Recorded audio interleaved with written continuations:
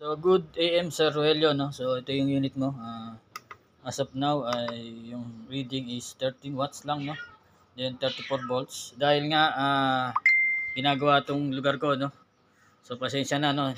Tinanggal ko yung mga solar panel ko sa bubong dahil in-upgrade na yung bubong dito, no? Kaya di ko matest na maigi. Pero ayan, nakasalpak yung 550 watts natin tsaka yung dalawang naka-series kong 320 total, dalawang 160 watts ho yan. Okay. So ayan, ito yung reading niya, no. Ayan. So mapansin niyo dalawa yung solar panel. So patayin natin yung dalawa, no.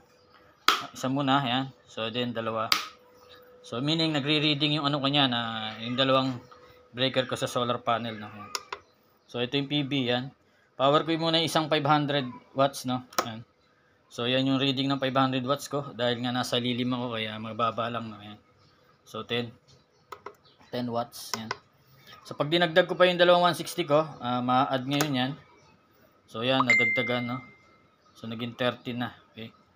So pero nagpo-full charge to, nag-harvest to hanggang 500 to 600 watts yung dalawang setup ko na to, no.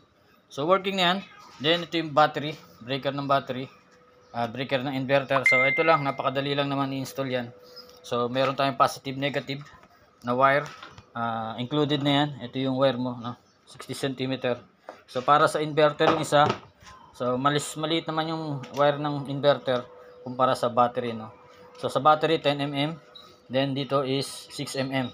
Okay, so included na yan itong battery cable natin. Bali dalawang black, dalawang red, no? So yan, nakasaksak ngayon yung electric pump ko, yan. So 220 volts yan. So yan. Okay. So, patayin natin yung unit. So, pag patay ng unit, kailangan muna is yung solar panel, no? Ayan. So, magsisiro ngayon yan. So, ayan, pinatay ko na isa yun, no? So, magsisiro yan. So, meaning, kinat mo na yung solar panel mo. Okay. Then, yung inverter natin, patayin na rin natin, no? Ayan. So, pinakahuli is battery, no? So, ayan. Off na rin natin to. And yung breaker. Then, yung battery. Okay. So, sa ngayon, may power pa yung battery natin. Yung MPPT. So once na pinatay natin yung battery, so mawawala na rin yan.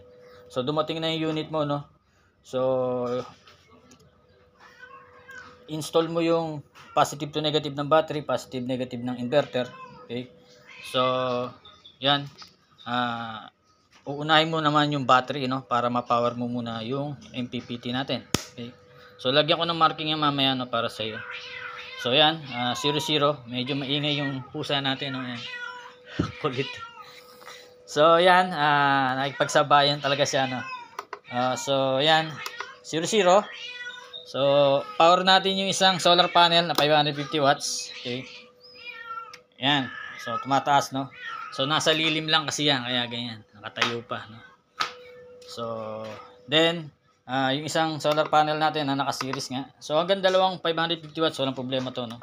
So wala lang ako dalawang 550 watts, meron ako is dalawang 160 watts. Siniris ko kaya naging 40 volts yan.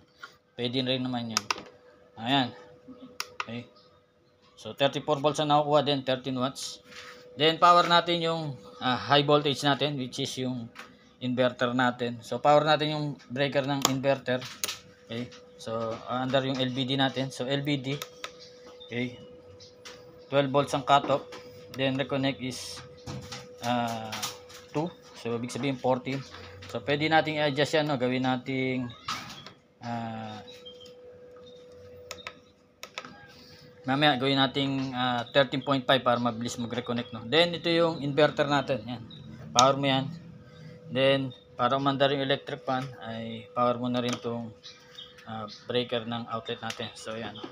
So 300 watt load, walang problema. So i-max mo ng dalawang solar panel, okay yan, para mas malakas ang consumption mo sa daytime, no. Then battery ko is LiPo 4, no. Okay. So nakaset to sa LiPo 4, if LiPo 4 ang battery mo. So may manual akong ibibigay sa iyo kasama yan, no. So i-set mo lang naman yan dito sa program. Okay, program. Then scroll mo, yan, cell, ibig sabihin naka lead acid pa tayo, no. On mo yan. I-enter mo, so magbi-blink, then ilagay mo sa LiPo 4 para mag LiPo 4 siya, no. So LiPo 4 tong battery ko. Ayan. LO4 yan, LiPo 4 yan, enter mo. So yan na. Nakapang lipo 4 na yan, no. So yun lang pagse-setup, no.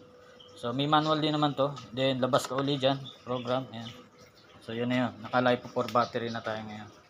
So ganun din naman pag lead acid, so program din.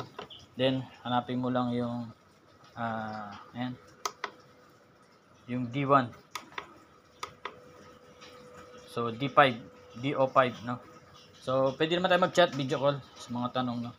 So ship ko na sa ito mamaya. So thank you sa pagtitiwala. God bless.